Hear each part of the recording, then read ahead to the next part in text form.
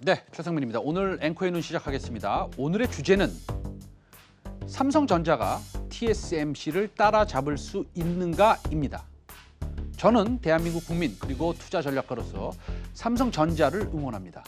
특히 삼성전자의 비메모리 부분, 파운드리의 시장 점유율이 TSMC를 따라잡았으면 하는 마음이 매우 큽니다. 현재의 TSMC의 비메모리 파운드리 전 세계 시장의 점유율은 약 50%이며 삼성전자는 15%입니다. 숫자는 분기별로 1, 2% 변동은 있을 수 있습니다.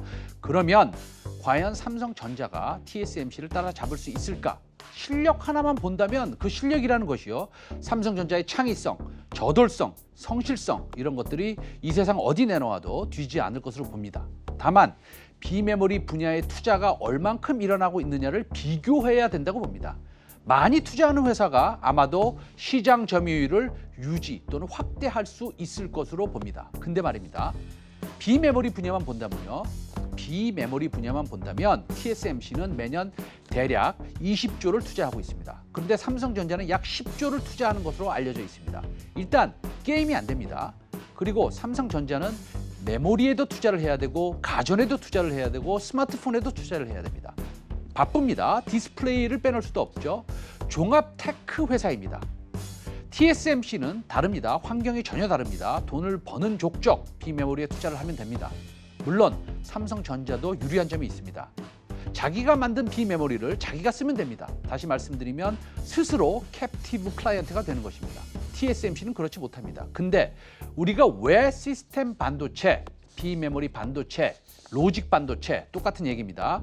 파운더리가 중요한 것일까요? 간단히 말씀드리면 비메모리 반도체 산업은 세계 반도체 시장의 60% 이상을 차지하는데 메모리 반도체보다 적어도 1.5배 큰 시장 규모이고요. 경기 변동의 영향을 적게 받는 산업 분야이기 때문에 앞으로 자율주행 AI 산업의 발전과 궤를 같이 하기 때문입니다. 그러면 삼성전자가 어떻게 해야 됩니까? 물론 고객사로부터 주문을 많이 받아야 되는 건 사실이지만 시설 투자를 더 늘려야 됩니다. 이게 닭이냐 달걀이냐 하는 논리인데 다시 강조드리지만 TSMC는 매년 20조, 삼성은 10조를 투자하는데 그렇다면 기술력이든 캐파든 계속 격차가 날 수뿐이 없을 것 아니겠습니까?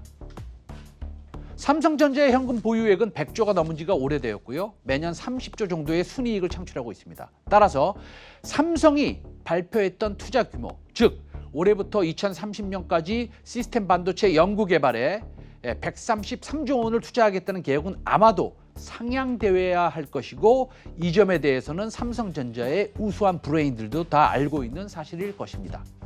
혹시라도 올해 내년에 걸쳐 삼성전자가 발표했던 투자 규모 133조가 상향된다면 그때가 바로 삼성전자와 비메모리 반도체 관련 장비, 소재주를 더 적극적으로 확신을 가지고 매수해야 될 시점이라고 생각합니다. 그날이 빨리 왔으면 합니다. 앵커의 눈이었습니다. 내일 12시 50분에 다시 찾아뵙겠습니다. 감사합니다.